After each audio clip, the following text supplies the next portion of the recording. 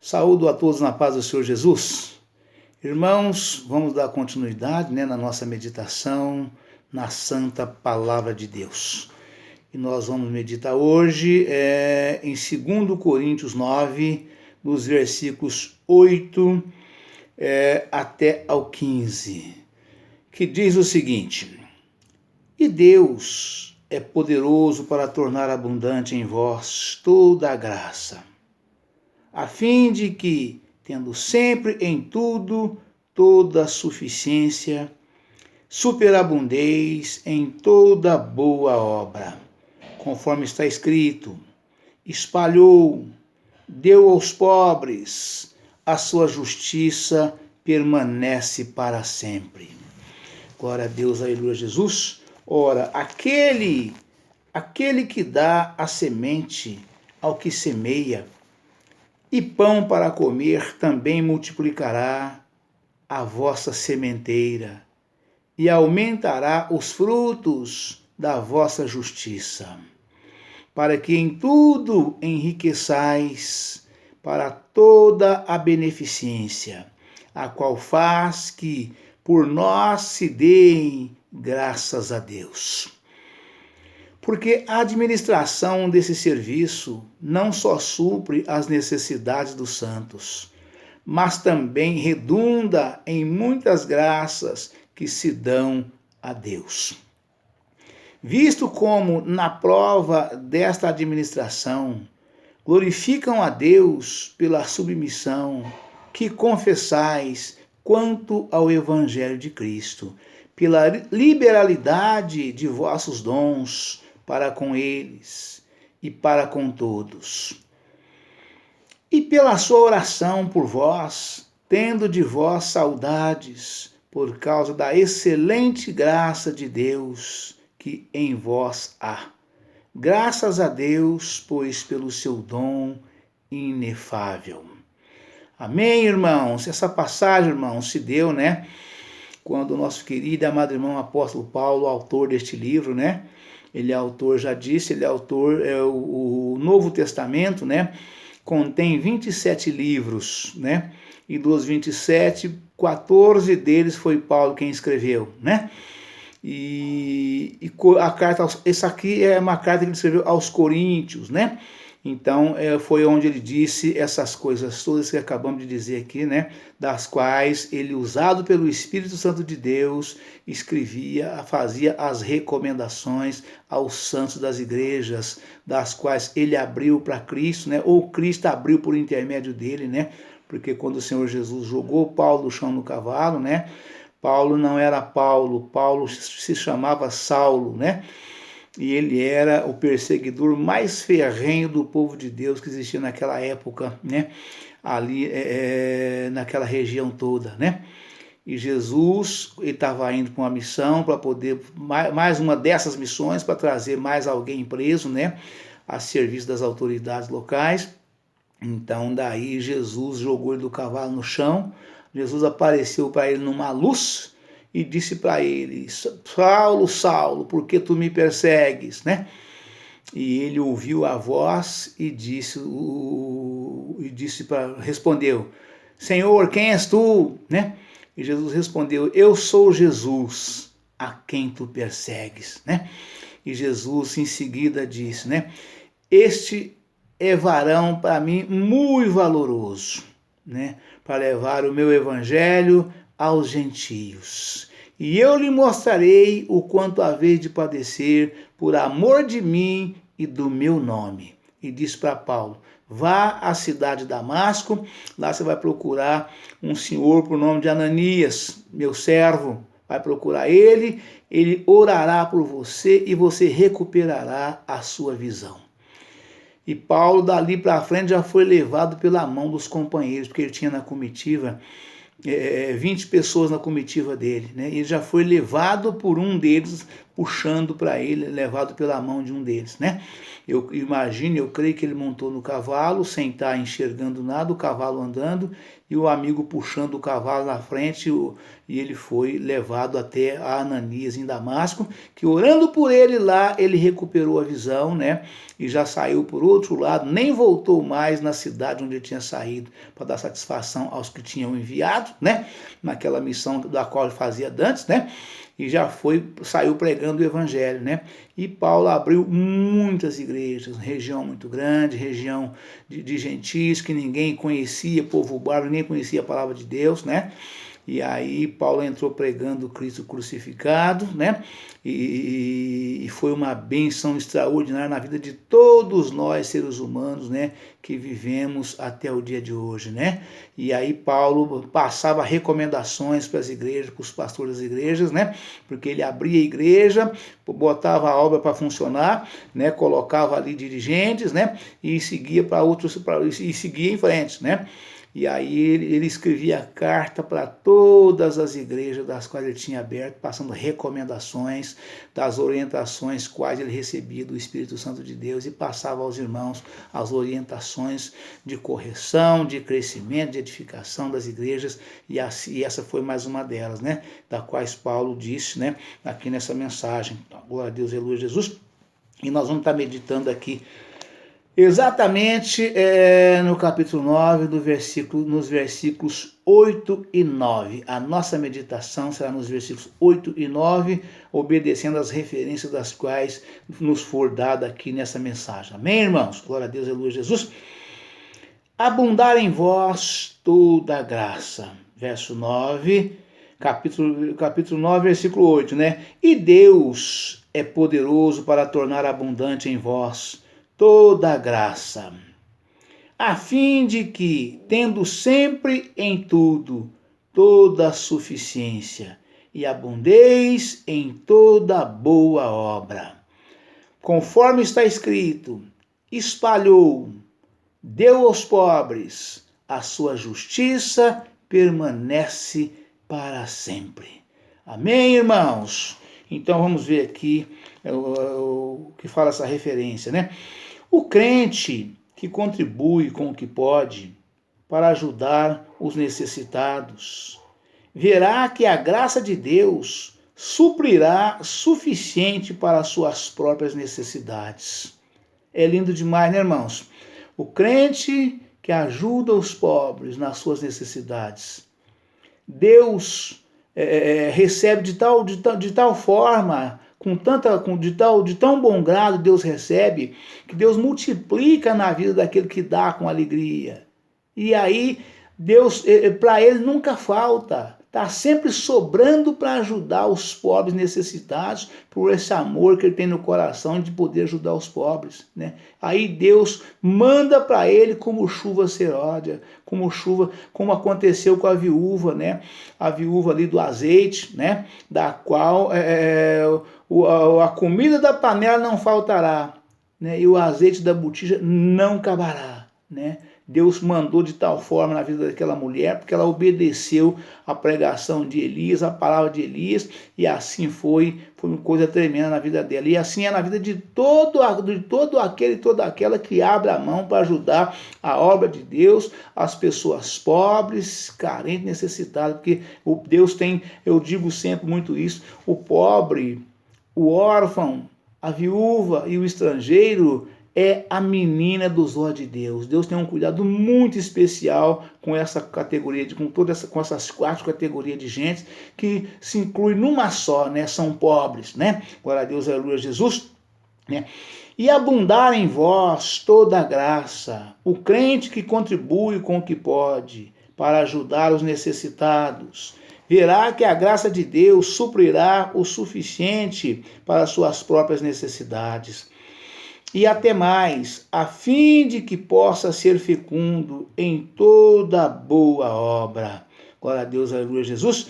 E essa referência está lá em Efésios, capítulo 4, versículo 28, né? Mas vamos seguir em frente aqui ainda. Glória a Deus, aleluia, Jesus. Não, vamos parar por aqui, é só aqui mesmo, e nós vamos já ver essa referência de Efésios, capítulo 4, versículo 28, que está falando sobre exatamente aquilo que Deus faz na vida das pessoas, que abre a mão para ajudar as pessoas pobres, carentes, necessitadas da ajuda de Deus, né? Glória a Deus, aleluia, Jesus, né? Efésios capítulo 4, versículo 28, está escrito o seguinte, né? Vamos voltar um pouquinho mais atrás, porque é muito rica aqui a mensagem, não podemos perder essa maravilha de Deus aqui nesse momento. Amém, irmãos? A santidade cristã é oposta aos costumes dos gentios. E digo isto e testifico no Senhor, para que não andei mais como andam também os outros gentios, na vaidade do seu sentido. Entenebrecidos no entendimento, separados da vida de Deus, pela ignorância que há neles, pela dureza do seu coração.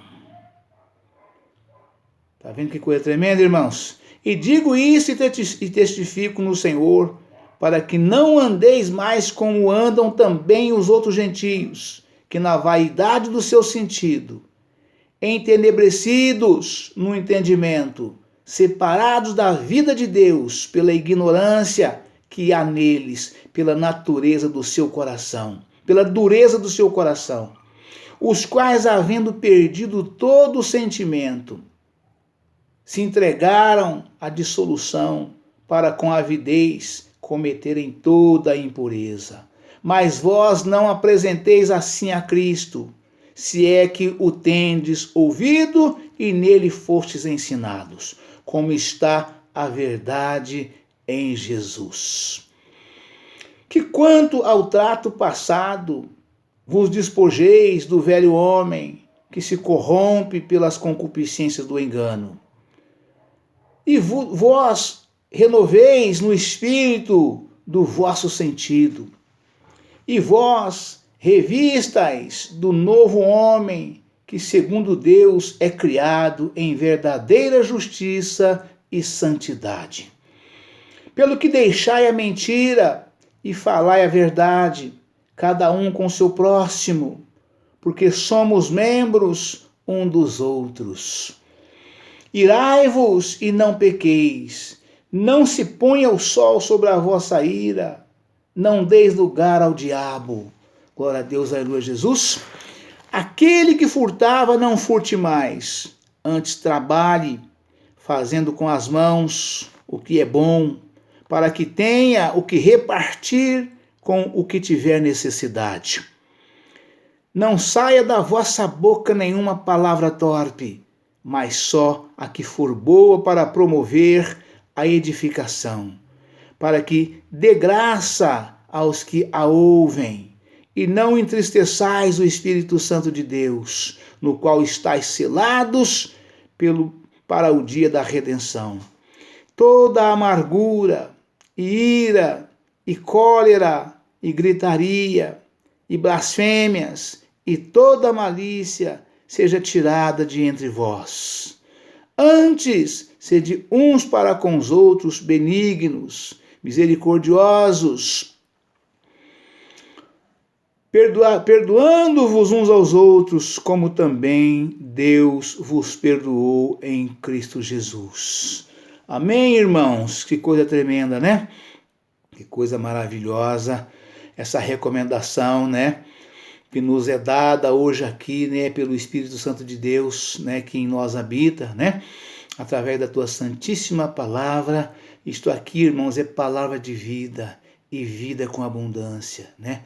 O homem precisa examinar as Escrituras, né?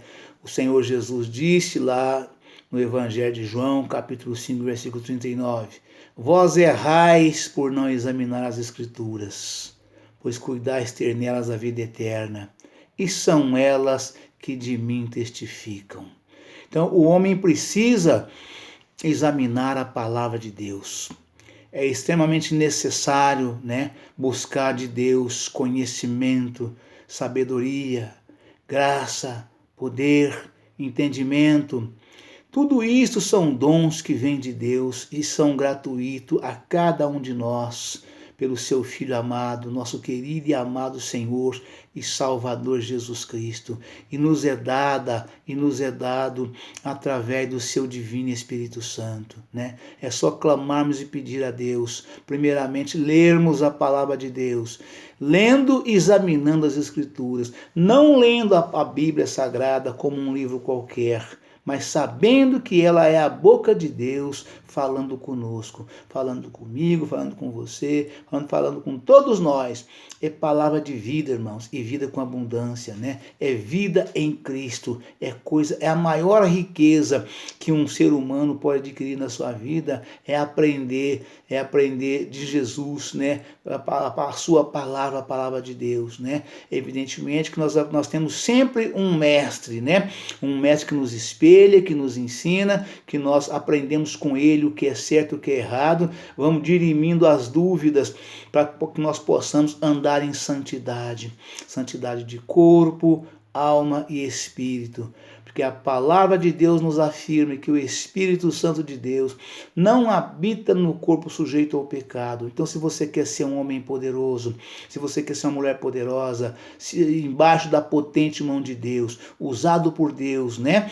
E sendo abençoado por Deus em tudo, tanto quanto você empreender na sua vida, no seu lar, na sua casa e na sua família. Então, leia a palavra de Deus, medite e busque o entendimento, peça a Deus conhecimento, peça a Deus sabedoria, peça a Deus entendimento e anda segundo a sua palavra. E você vai ver a transformação que Deus fará na sua vida, no seu lar, na sua casa e em toda a sua família. É coisa rica demais, é muito glorioso, irmãos, é coisa tremenda, né? Louvado seja Deus, né? A santidade cristã é oposta aos costumes dos gentios. Ou seja, o homem santo, a mulher santa, todos os seus feitos, atos e atitudes, as suas obras praticadas, elas é diferente. Aqui Paulo afirma, a santidade cristã é oposta aos costumes dos gentios. E digo isto e testifico no Senhor, para que não andeis mais como andam também os outros gentios, na vaidade do seu sentido, ou seja, praticando todas as obras, da vaidade do sentido, e não sendo pelo Espírito Santo de Deus. O Espírito Santo de Deus, ele não é de confusão, O Espírito Santo de Deus, ele é somente justiça e paz, Então, de modo que nós precisamos andar segundo a vontade de Deus e não segundo o nosso próprio entendimento, como andam os gentios de um modo geral, Glória a Deus, aleluia, Jesus, Digo isto e testifico no Senhor, para que não andeis mais como andam também os outros gentios na vaidade do seu sentido, entenebrecidos no entendimento, separados da vida de Deus, pela ignorância que há neles, pela dureza do seu coração. Quando fala ignorante, irmão, não estamos chamando ninguém, não estamos ofendendo ninguém, não estamos xingando ninguém, não estamos falando mal de ninguém. A palavra ignorância que a Bíblia fala é a pessoa que não tem conhecimento da palavra de Deus, não tem conhecimento da verdade de Deus. Não é um xingamento, não é uma exclusão da pessoa, não é nada que possa ofender a pessoa ficar ofendida. É porque a pessoa não tem conhecimento da verdade que é a palavra de Deus, como está escrito em São João 8,32. E conhecereis a verdade, e a verdade vos libertará. Libertará do quê? Libertará de tudo aquilo que não presta, de tudo aquilo que nos prende, tudo aquilo que corrompe a nossa alma, o nosso espírito e principalmente o nosso corpo, porque vira uma roda viva de lutas, de problemas, de enfermidades, de dificuldades, A pessoa não tem paz, Então, de modo que é necessário, que nós buscamos de Deus a graça, temos conhecimento e sabedoria, autoridade, entendimento e poder sobre tudo aquilo que o Senhor nos colocou nas nossas mãos, para que nós possamos ser mais do que vencedor por aquele que nos amou, né? E eis que vos envio, como ovelhas no meio de lobos, né? E vos dou o poder, né? Para expulsar os demônios, né? Para curar os enfermos, para pisar serpentes e escorpiões, e se beber alguma coisa mortífera, nada lhes fará dano algum. O homem que aceita Jesus, é batizado nas águas, entra em comunhão, né? E é batizado no Espírito Santo com fogo, ele é um homem poderoso dessa forma, né? Tanto o homem quanto a mulher, né? Então, né? Eis que vos envio como ovelha no meio de lobos, e vos dou o poder para expulsar os demônios, para curar as enfermidades, né? Expulsar os demônios, curar as enfermidades, pisar serpentes e escorpiões, e se beber alguma coisa mortífera, nada lhes fará dano algum, né?